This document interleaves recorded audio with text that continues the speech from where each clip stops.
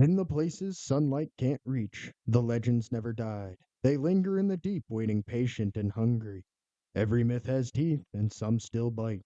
Hello and good evening. Welcome to the Fins and Folklore Podcast. I'm your host, the Shark Man. The sponsor of this episode is W Energy. This clean energy will get you through whatever adventures you find yourself on, with amazing flavors and no sugar crash. Use my code SHARKMAN10 to get 10% off your first order. The vote is in. You, the followers, have chosen this week's shark. This episode, we'll be heading north to the subarctic waters that this week's shark calls home. This shark is named after its main food source, which is none other than the salmon shark. These adorable little mackerel sharks are found along the eastern and western Pacific, where they reside in the cooler waters, allowing them to hunt more efficiently. The best way I can describe this shark is that it is a domesticated version of the great white. Many people have misidentified the salmon shark as a juvenile great white. These sharks can grow up to 10 feet in length and weigh up to 900 pounds, so they're not a small shark.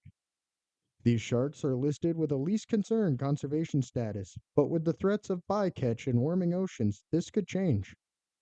The salmon shark is seen as the most endothermic species of shark in the world. This means that these amazing sharks maintain their body heat well above the water temperatures around them, which is a trait found in other mackerel sharks like the earlier covered makos and great whites as well.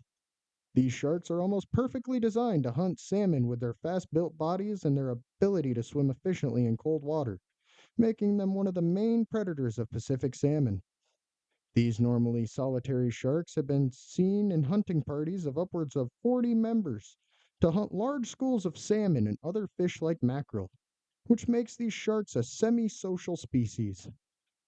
Now, even though these sharks are fish eating machines, to this day there are no recorded salmon shark attacks on people.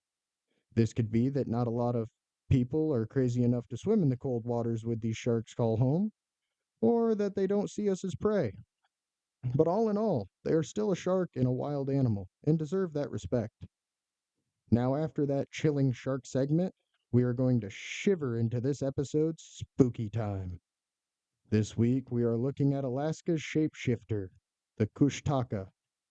This creature is a 6 to 8 foot tall otter man hybrid. These monsters are a part of the Tlingit folklore in Alaska. This creature shifts from a human like form to what we might be seen as a normal otter.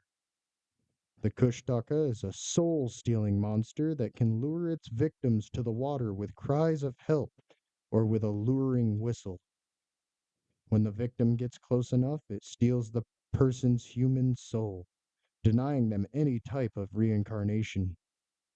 But other short stories show them in a lighter way, where they may be mischievous but will save a lost and freezing human by taking their soul and turning them into a kushtaka.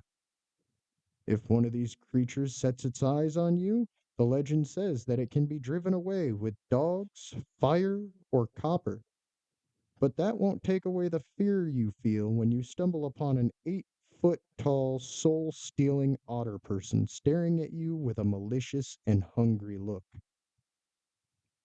In the 1900s, there were mysterious human like creature sightings and disappearances in the Thomas Bay area, and they were linked to the Kushtaka.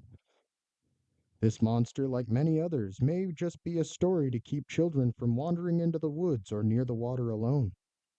But many believe that these otter people are true entities that wander the Alaskan wilderness looking to change or kill people who have wandered too far from civilization.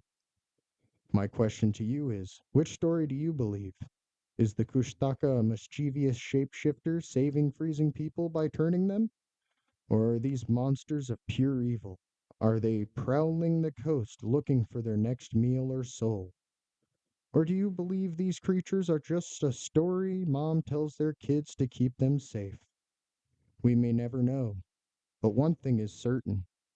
In the cold and unforgiving wilderness of Alaska, freezing isn't the only danger. Thank you for listening. If you enjoyed it, go ahead and give the channel a follow. If you want me to change anything with the podcast or cover a certain monster or shark, please leave a comment.